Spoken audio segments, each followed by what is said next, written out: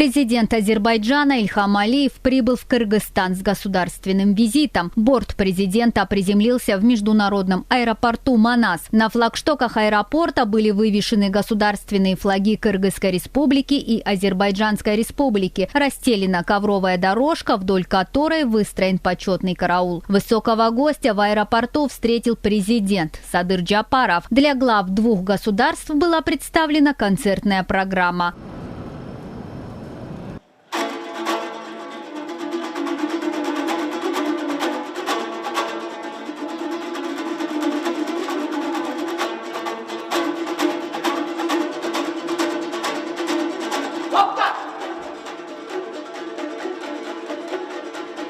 В рамках госвизита лидеры Кыргызстана и Азербайджана проведут двусторонние переговоры, примут участие в первом заседании Межгосударственного совета. Помимо этого, в рамках визита состоится открытие парка дружбы Кыргызстана-Азербайджана, а также общеобразовательных школ имени Гейдара Алиева и Низами Гянджеви.